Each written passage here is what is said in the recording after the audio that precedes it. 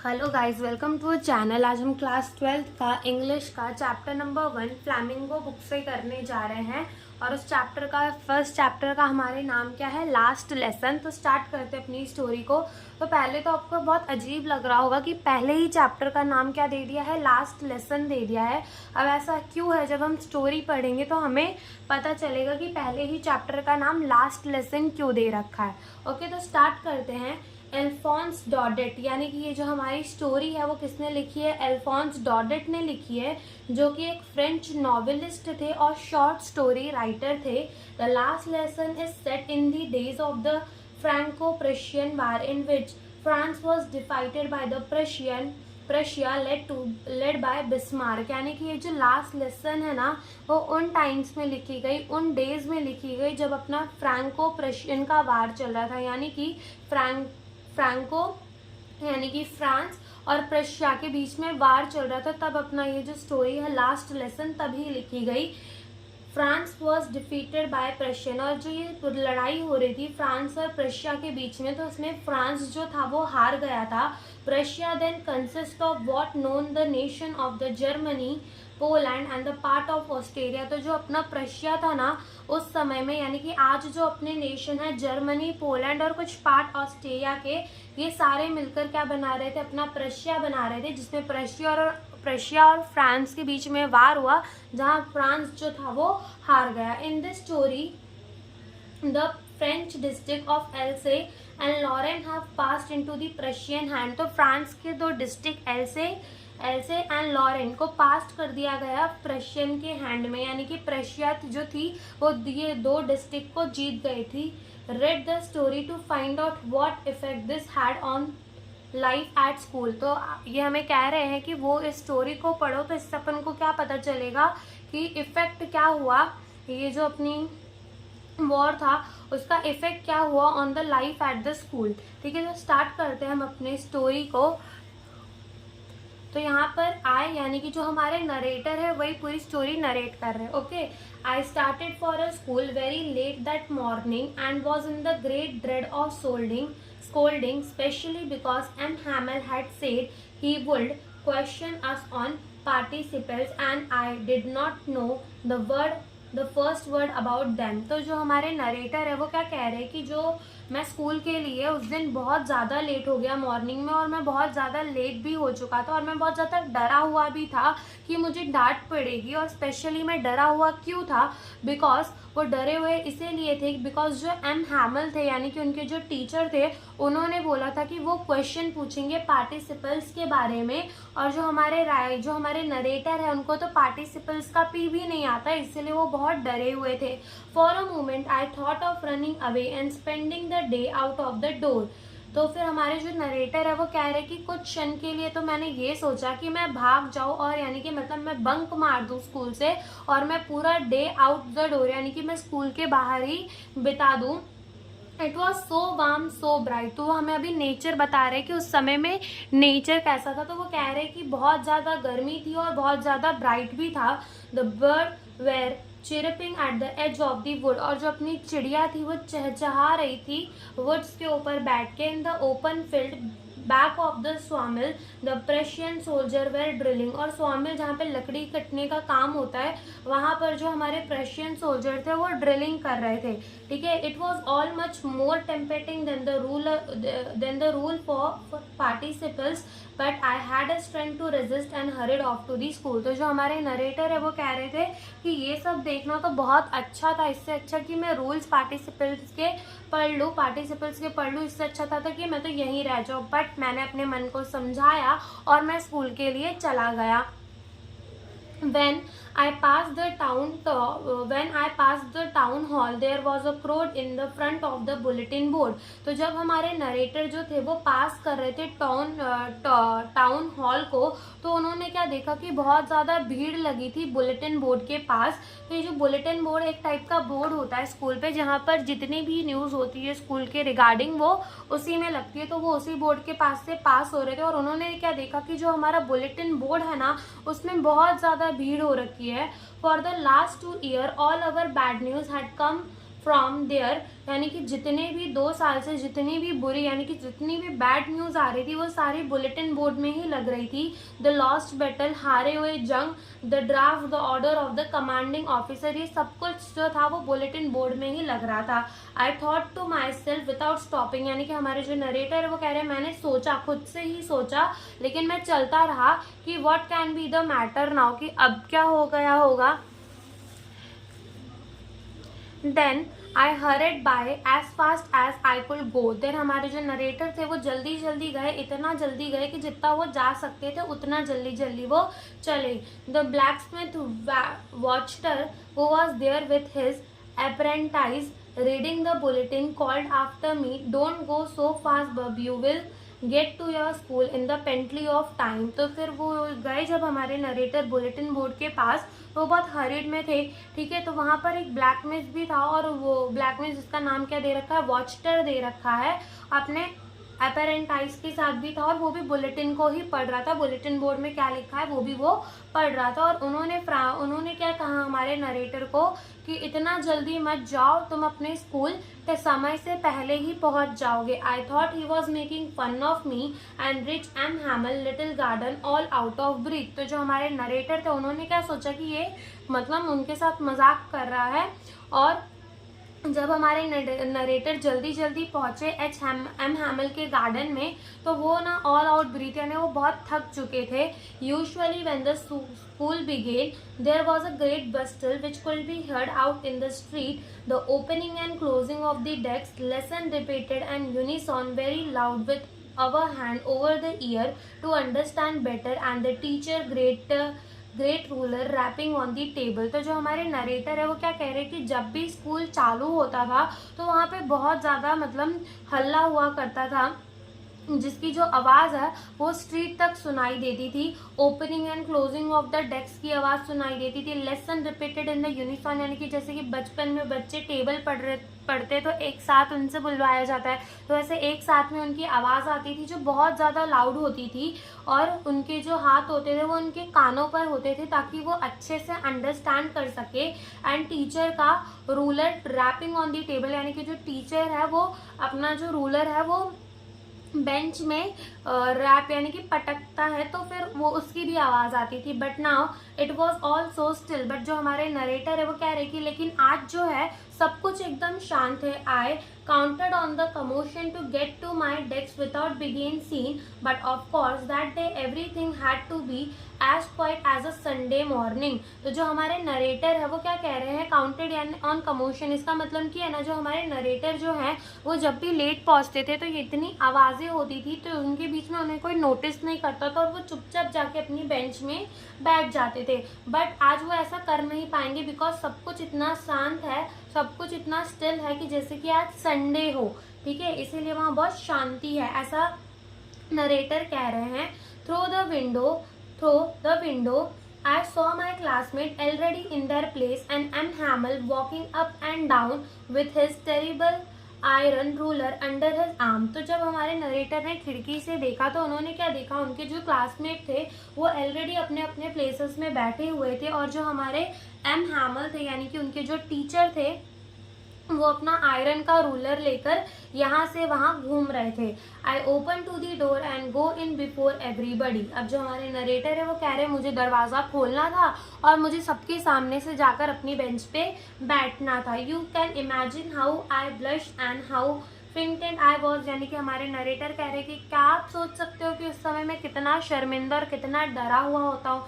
Usually ऐसा होता है जब भी हम स्कूल पे लेट पहुँचते हैं और सब शांत रहते हैं तो हमें अजीब लगता ही है थोड़ा, बट नथिंग हैपन। अब हमारे नरेटर कह रहे हैं बट नथिंग हैपन, कुछ भी नहीं हुआ। M Hamel saw me, M Hamel यानी उनके जो टीचर थे उन्होंने उनको देखा यानी कि हमारे नरेटर को देखा एंड सेड वेरी काइंडली, और बहुत अच्छे से उन्हें क्या बोल दिया, go to your place quickly little Franz, we were beginning without you. तो यहाँ पर नरेटर का नाम क्या है, फ्रांस है नरेटर का नाम। तो उन्होंने क्या बोला कि जल्दी से जाकर शांति से अपने प्लेस में बैठ जाओ, हम तो तुम्हारे बिना ही स्टार्ट करने वाले थे। बहुत काइंडली ये लाइन किसने कही, उनके टीचर एम हैमल ने कही।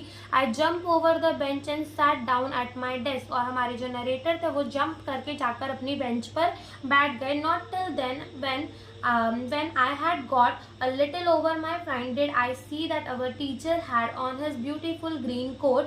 तो हमारे जो नरेटर है वो कह रहे हैं जब मेरा थोड़ा डर कम हुआ, यानी कि मैं अपने जो डर से थोड़ा उभरा, तो मैंने ये देखा कि जो हमारे टीचर हैं आज, यानी कि जो एम हैमल है, उन्होंने एक ब्यूटीफुल ग्रीन कोट पहन रखा है. His frilled shirt and the little black silk cap, all embroidered, that he never wore except on inspection and prize day. तो जो हमारे नरेटर है, मतलब जो हम उनके टीचर है, उन्होंने फ्रील वाली शर्ट पहन रखी है, लिटिल ब्लैक सिल्क वाला कैप पहन रखा है जिसमें सब कुछ एम्ब्रॉयडरी कर रखी है, जो कि वो कभी नहीं पहनते थे, सिर्फ इंस्पेक्शन वाले डेज में पहनते थे, वरना जब कोई प्राइज डिस्ट्रीब्यूशन होता था स्कूल में वो तभी पहनते थे. Beside the whole school seem so strange and solemn. और यहाँ पे ही बात खत्म नहीं हुई. जो हमारे नरेटर थे उनको उस दिन स्कूल बहुत ज़्यादा स्ट्रेंज दिख रहा था, बहुत ज़्यादा कुछ अलग दिख रहा था. But the thing that surprised me most was to see on the back bench that were always empty the village people sitting quietly like ourselves, old Hauser with 3 concerned hat, the former mayor, the former postmaster and several other beside. तो यहाँ पर तो ठीक ही ठीक था, लेकिन सबसे ज़्यादा उनको जो अजीब लगा, हमारे नरेटर को सबसे ज़्यादा जो सरप्राइजिंगली लगा वो क्या लगा कि बैक बेंच, यानी कि जो पीछे की बेंच होती थी, लास्ट बेंच जो होती थी क्लासरूम की, जो हमेशा खाली रहती थी, आज वहाँ पर गांव के कुछ पीपल बैठे हुए हैं, गांव के कुछ लोग बैठे हुए हैं, जैसे कि ओल्ड हॉस्टर हो गया, ठीक है, ओल्ड हॉस्टर, मेयर बैठा है, पोस्ट मास्टर बैठा है और कुछ अदर भी बैठे हैं. एवरीबडी लुक सैड, और सब बहुत दुखी लग रहे हैं, सब एकदम सैड लग रहे हैं. And Hauser had brought an old primer. और जो हमारे हॉसर थे उन्होंने ओल्ड प्राइमर यानी कि प्राइमरी वाले बच्चों की जो बुक्स होती हैं 3 लाइन वाली जिसमें वो लिखना सीखते, वो लेकर बैठे थे.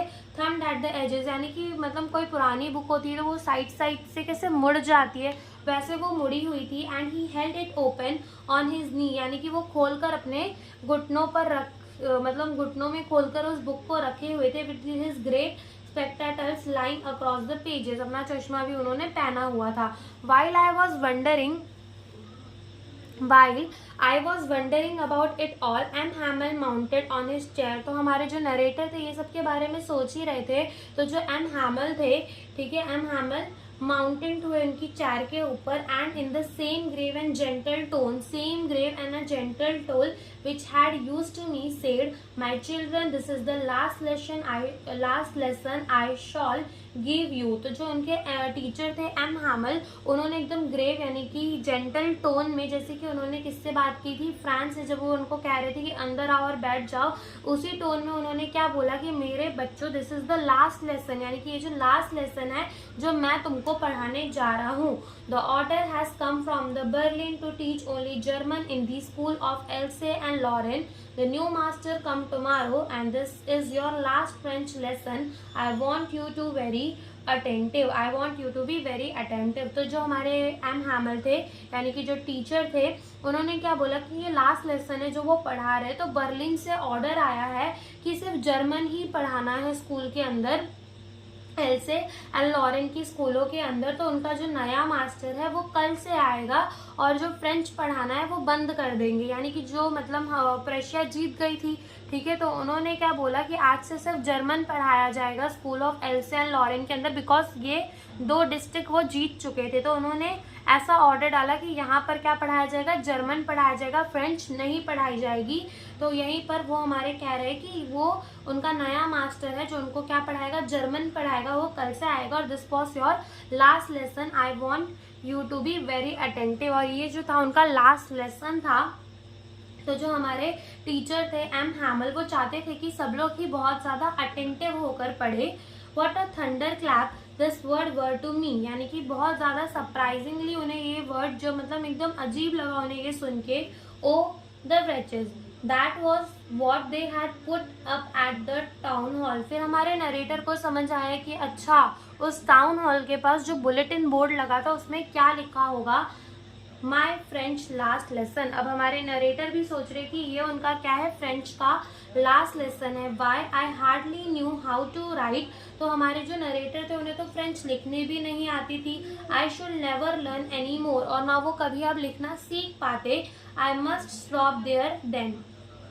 तो how sorry I was for not learning my lesson, for seeking bird egg और going sliding on the scar. यानी कि क्या कह रहे कि मतलब जो हमारे नरेटर थे उन्होंने को तो ना फ्रेंच लिखनी आती थी ना वो लिखना सीख सकते थे, और वो बहुत ज़्यादा सॉरी फील कर रहे थे कि उन्होंने अपने लेसन को पढ़ा नहीं, यानी कि उन्होंने फ्रेंच नहीं सीखी। और वो हमेशा ही चिड़ियों के अंडों के लिए घूमते रहते थे और स्लाइडिंग करते रहते थे on the scar. My book that had seen such a nuisance a while ago, so heavy to carry, my grammar and my history of the sand were old friend now that I could not give up। तो हमारे जो narrator है वो कह रहे कि मेरी जो बुक मुझे इतनी न्यूसेंस लगती थी, इतनी भारी लगती थी कैरी करने में, मेरी ग्रामर की, मेरी हिस्ट्री की बुक, अब वो मुझे मेरे पुराने दोस्त की तरह लगती है जिन्हें मैं छोड़ना नहीं चाहता। And M Hamel too the idea that he was going away, that I should never see him again, made him forget all about his ruler and how cranky he was। तो यानी कि जो अपने नरेटर है वो कह रहे कि एम हैमल, जो हम उनको पता चला कि इसके बाद वो एम हैमल को कभी नहीं देख पाएंगे दोबारा, तो उन्होंने मतलब वो जब सोचे कि अब जो मैं एम हैमल है यानी कि जो मेरे टीचर है उनको मैं दोबारा कभी नहीं देख पाऊंगा, तो वो उन्हें ना मतलब जब हमारे नरेटर ने उनके बारे में ये सब कुछ सोचा तो वो सब कुछ भूल गए कि कैसे उनका रूलर से वो कैसे वो अपने रूलर से हमारे नरेटर को मारा करते थे और कितने क्रैंकी यानी कि कितने रूड थे वो। तो ये सब हमारे नरेटर जो थे वो भूल चुके थे। पुअर मैन, बेचारा इंसान।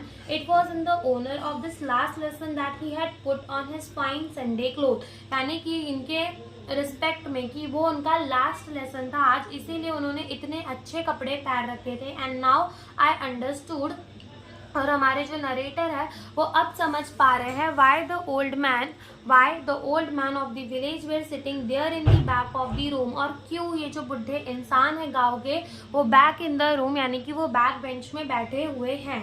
It was because they were sorry, वो क्यों बैठे हुए, बिकॉज वो भी सॉरी फील कर रहे हैं to that they had not gone to the school more, कि वो कभी स्कूल ही नहीं गए।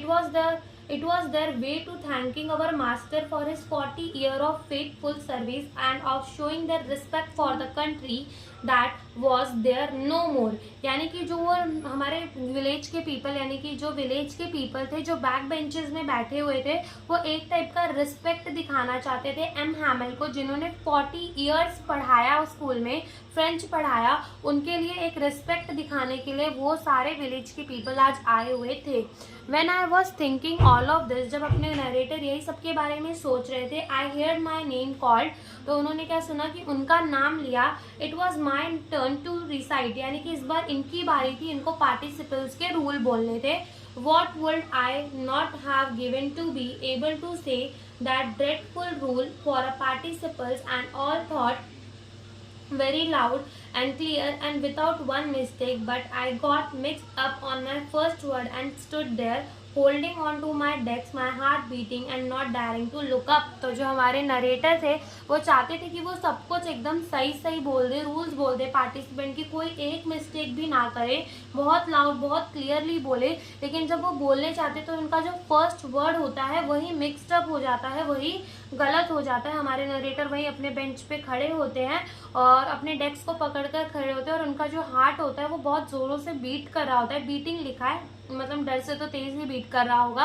And not daring to look up, और वो ऊपर सर उठाकर अपने टीचर एम हैमल्स के पास देख तक नहीं पा रहे थे। आई हेard एम हैमल से टू मी, तो फिर उन्होंने सुना कि एम हैमल क्या कह रहे हैं, आई वोंट स्कोल्ड यू, यानी कि मैं तुम्हें डांटूंगा नहीं लिटिल फ्रांस, ठीक है, you must feel bad enough, मैं जानता हूँ कि तुम्हें भी बहुत बुरा लग रहा होगा कि ये क्या है, आज का हमारा लास्ट लेसन है। See how it is, वो कह रहे देखो अब क्या हो गया। Every day we have to say to ourselves, I have a plenty of time, I will learn it tomorrow। तो हमारे जो एम हैमल है, जो टीचर है, वो उन्हें समझा रहे हैं कि मतलब मैं तो तुम्हें नहीं डांटूंगा क्योंकि मैं भी जानता हूँ कि तुम क्या फील कर रहे होगे, एकदम सॉरी फील कर रहे होगे बिकॉज और हर टाइम हम खुद से क्या कहते हैं कि हमारे पास बहुत टाइम है, हम कल कर लेंगे और ना ये कल कर इतना कल आ चुका है कि जो अपना फ्रेंच है अब वो फ्रेंच सीख भी नहीं सकता। And now you see where we have come out, और जो उनके एम हैमल टीचर है तो वो बोल रहे हैं कि अब तुम देख सकते हो कि हम कहाँ पर आ चुके हैं। That's a great trouble with else, हमारे जो एल्स है यानी कि मतलब जो हमारे कह रहे हैं एम हैमल, वो कह रहे हैं कि पूरी डिस्ट्रिक्ट के साथ ही यही प्रॉब्लम है। She puts of learning till tomorrow, सभी कल पर टाल देते हैं कि हम कल कर लेंगे। जैसे हमारे इंग्लिश की ही ले लो, सारे जितने भी साइंस के बच्चे होते हैं वो क्या करते हैं, हम एग्ज़ाम के एक दिन पहले ही इंग्लिश पढ़ना चालू करते हैं या फिर 5 to 6 डे पहले, कोई भी स्टार्टिंग से इंग्लिश नहीं पढ़ रहा होता। Same way now those fellow out there will have the right to say to you, अब those fellow यानी कि वो जो हमारे जर्मन के लोग होंगे, जो प्रशिया के लोग होंगे, उनके पास राइट होगा यानी उनके पास हक होगा कि वो हमें कह सके how is it you pretended to be a Frenchman, yet you can neither speak nor write your own language, but तो जो हमारे एम हैमल है वो कह रहे हैं कि अब तो उनके पास भी मतलब बोलने का हक होगा कि वो कह सकेंगे कि आप खुद को किस आधार में एक फ्रेंच मैन कह रहे हो, जब ना आपको फ्रेंच लिखने आ रही ना आपको फ्रेंच बोलने आ रही, तो आप किस हक से कह सकते हो कि आप एक फ्रेंच मैन हो। But you are not the worst poor little Franz, यानी कि वो जो एम हैमल है वो कह रहे हैं कि बट एक तुम ही नहीं हो जो इतने खराब हो little Franz. We have all a great deal to reproach ourselves with, यानी कि जो कह रहे एम हैमल वो कह रहे गलती तो सबकी ही है। अब वो बता रहे कि किसकी गलती है। Your parents were not anxious enough to have you learn, तो हमारे एम हैमल जो टीचर है वो कह रहे कि तुम्हारे पेरेंट्स भी इतने ज़्यादा सीरियसली नहीं थे कि तुम लिखना सीखो या फिर पढ़ना सीखो या तुम पढ़ना मतलब तुम सीखो। दे preferred to put you to work on the farm or at the mill so as to have a little more money, कह रहे कि वो तुमसे हमेशा काम कराना चाहते थे, फार्म में देख लो या फिर मिल्स में देख लो, सो दैट उनको थोड़े ज़्यादा पैसे मिल सकें। एंड अब वो एम हैमल जो है वो अपनी भी गलती बता रहे हैं। I have been blame also, मैं भी गलत हूँ। Have I not often sent you to water my flower instead of learning your lesson, यानी कि जो एम हैमल थे वो कह रहे हैं कि क्या कभी मैंने तुम्हें अपने पौधों को पानी देने के लिए नहीं भेजा, जबकि मैं तुम्हें उस समय में ये कह सकता था कि तुम अपना लेसन पढ़ो। When I wanted to go fishing, when I wanted to go fishing, did I not just give you a holiday, यानी कि जब वो चाहते थे मतलब जब उनका फिशिंग करने का मन होता था तो वो बच्चों को हॉलीडे दे देते थे, तो ये उनकी भी गलती थी। From one thing to the another, M. Hamel went to talk of the French language, saying that it was the most beautiful, यानी कि एक चीज़ से दूसरी चीज़ एम हैमल ने बहुत सारी फ्रेंच लैंग्वेज के बारे में बताई और ये कहा कि जो फ्रेंच है ना वो सबसे ज़्यादा ब्यूटीफुल एंड ब्यूटीफुल लैंग्वेज है वर्ल्ड के अंदर। That the clearest and most logical, सबसे ज़्यादा क्लियर और सबसे ज़्यादा लॉजिकल लैंग्वेज है। That we must guard it among us and never forget it, यानी कि जो हमारे एम हैमल है वो कह रहे हैं कि भले ये बोल दिया गया हो कि अब से जर्मन पढ़ाई जाएगी, लेकिन जो फ्रांस है वो हम अपने बीच में रखेंगे, उससे कभी भूलेंगे नहीं। Because when a people are enslaved, as long as they hold fast to their language, it is as if they had the key of their prison। तो हमारे जो एम हैमल कह रहे हैं मतलब ऐसा होता है कि हमारे एम हैमल जो है वो कह रहे हैं कि जब तक इंसान अपनी भाषा जानता हो, भले ही उसमें क्या उसको कैद कर लिया हो, लेकिन जब तक वो अपनी भाषा जानता हो, अपनी मातृभाषा जानता हो, तब तक वो ऐसा समझ लो कि उनकी जो जेल की चाबी होती है जिसके अंदर उन्हें बंद किया जाता है, वो चाबी ही उनके पास होती है। जब तक वो अपनी लैंग्वेज जान रहे होते हैं, ताले की चाबी ही उनके पास होती है। Then he open a grammar and read us our lesson. देन उन्होंने क्या किया, एम हैमल ने अपना ग्रामर ओपन किया और उन्हें रीड करवाया। I was amazed to see how well I understand it. और जो हमारे नरेटर है वो भी बहुत आश्चर्यजनक हो गए थे ये जानकर कि आज उन्हें सब कुछ समझ आया जो जो एम हैमल ने पढ़ाया। All he said seem so easy, यानी कि जितना भी एम हैमल ने कहा हमारे नरेटर को वो सब कुछ बहुत ज़्यादा इजी लग रहा था। I think to that I have never listen so carefully. और हमारे नरेटर ये भी सोच रहे थे कि शायद उन्होंने ही कभी केयरफुली ना पढ़ा हो, and that he had never explained everything with so much patience। और कभी हमारे एम हैमल ने भी इतने ज़्यादा पेशेंस के साथ कुछ समझाया नहीं था। It seemed almost as if the poor man wanted to give us all he knew before going away and to put it all into our head at one stroke। यानी कि जो हमारे नरेटर है वो कह रहे हैं कि ऐसा लग रहा था कि ये बेचारा इंसान ये जितना भी जानता हो वो सब हमारे दिमाग में एक ही स्ट्रोक यानी कि वन शॉट जैसा आता है हमारा आजकल, वैसे एक ही स्ट्रोक यानी एक ही बार में वो हमारे हेड में डाल देना चाहते हो। After the grammar we had a lesson in writing. अब जब ग्रामर हो गया तो हमारा क्या था, लेसन था राइटिंग में। That day M Hamel had a new copy for us. और उस दिन जो एम हैमल थे वो हम सब के लिए क्या लाए थे, नई कॉपीज लाए थे। Written on a beautiful round hand France Alsace, यानी कि मतलब वहाँ पे ब्यूटीफुल राउंड हैंड यानी कि हैंड राइटिंग होगी एक टाइप की, उसमें ऐसा लिखा हुआ था, they look like a little flag floating everywhere in the school room hung from the rod eight the top of our desk. और ये उनको एकदम झंडे की तरह लग रहा था, एकदम फ्लैग की तरह लग रहा था जो एवरीवेयर इन दी रूम था, जो रॉड में था at the top of our desk. ठीक है, you ought to have to see how everyone set to their work and how it was caught। तो यहाँ पे जो हमारे नरेटर है वो कह रहे हैं कि तुम्हें भी देखना चाहिए था कि उस टाइम सब लोग इतने ज़्यादा व्यस्त थे अपने अपने काम में और कितनी शांति थी उस वक्त। The only sound was scratching of the pen over the paper। और सिर्फ एक ही साउंड आ रही थी, हम पेन को चलाते तो पेपर में से कैसी साउंड आ रही है, खाली वही स्क्रैचिंग की ही साउंड आ रही थी। Once some beetle flew in। और कुछ समय में तो क्या हुआ कि एक बार पूरी बिटल्स यानी कि बहुत सारी बिटल्स अंदर आ गई, but nobody paid attention to them। लेकिन किसी ने उन पर ध्यान ही नहीं दिया। Not even the little one, यानी कि छोटे छोटे बच्चों तक ने उस पर ध्यान नहीं दिया। वो work right on tracing their fish hook, यानी कि जो फिश हुक की ड्राइंग कर रहे थे as if that was French too. On the roof the pigeon cooed very low। I thought to myself, will they make them sing in German? Even the pigeon, यानी कि वो कह रहे हमारे जो नरेटर की जो हमारा रूफ था उसमें जो पिजन थे वो भी बैठे हुए थे और वो भी बोल रहे थे उनकी भाषा में। ओके, तो जो हमारे नरेटर थे वो सोच रहे थे क्या कि हमारे इनको भी फोर्स किया जाएगा, यानी पिजन्स को भी फोर्स किया जाएगा कि वो जर्मन में सिंग करे। Everyone Whenever I took up from my writing, I saw M. Hamel sitting motionless in his chair and gazing first at one thing, then at another, as if he wanted to fix in his mind just how everything looked in that little school room। तो हमारे जो narrator है वो कह रहे कि जब भी मैं लिखने से थोड़ा ऊपर देखता था तो मैं क्या देखता था कि जो एम हैमल है ना वो मोशनलेस एकदम शांति से अपने चेयर के ऊपर बैठे हैं और वो ना हर एक चीज़ों को देख रहे, पहले किसी चीज़ को देख रहे, देन किसी चीज़ को घूरने लग जा रहे। ऐसा लग रहा था कि वो अपने माइंड के अंदर सब कुछ फिक्स कर लेना चाहते हो कि ये कैसा लग रहा था उनका little school room. Fancy for 40 year he had been there in the same place.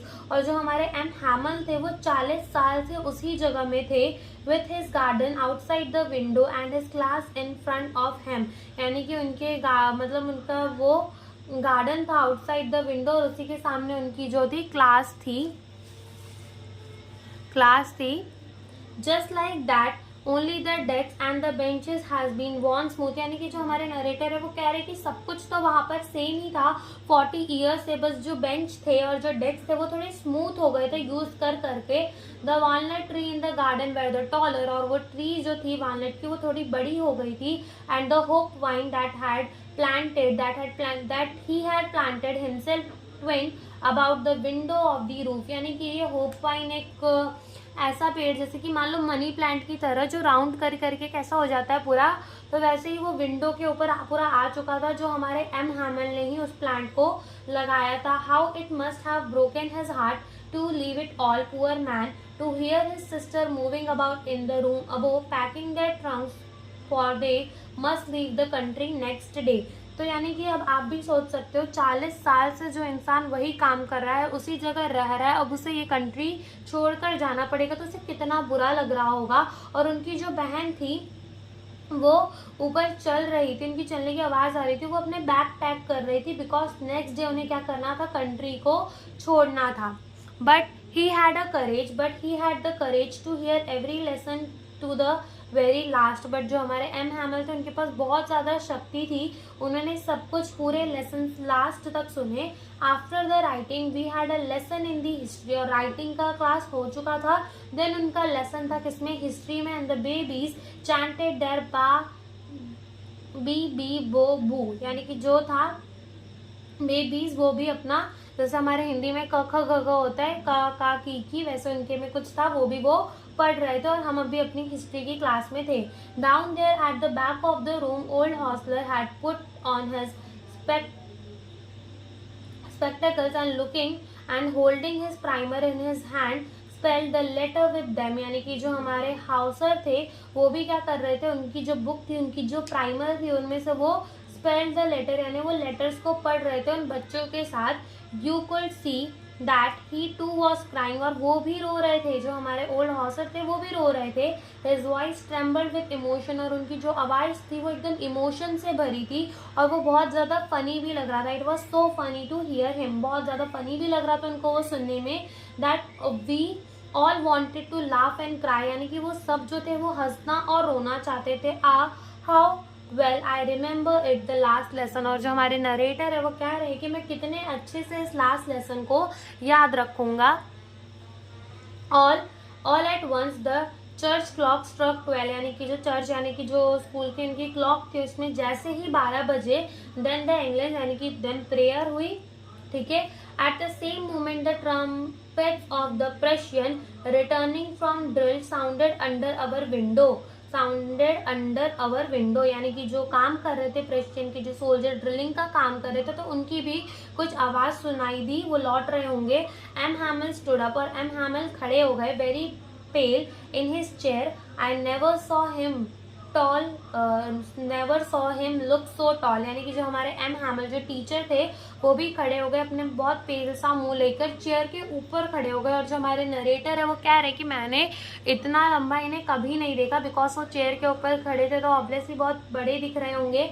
My friend said he आई यानी कि जो एम हैमल थे उन्होंने क्या कहा, मेरे दोस्तों, मैं इतना वो बोले, और उसमें से क्या हुआ, बट समथिंग चोक्ड हिम, यानी कुछ तो था जो उन्हें रोक रहा था। He could not go on, और वो आगे कुछ बोल ही नहीं पा रहे थे। Then he turn to the black board, then वो क्या हुआ, ब्लैक बोर्ड की तरफ मुड़ गए। Took a piece of chalk, एक पीस ऑफ चॉक लिया, and bearing on with all his might he wrote as large as he could do, और अपने जितनी भी उनके पास शक्ति थी और जितना बड़ा वो लिख सकते थे उतना बड़ा उन्होंने क्या लिखा, वाइव ला फ्रांस, यानी कि फ्रांस अमर रहेगा। तो उन्होंने, इसका मतलब वाइव ला फ्रांस का मतलब होता है कि फ्रांस जो है वो अमर रहेगा, उन्होंने ब्लैक बोर्ड में लिख दिया।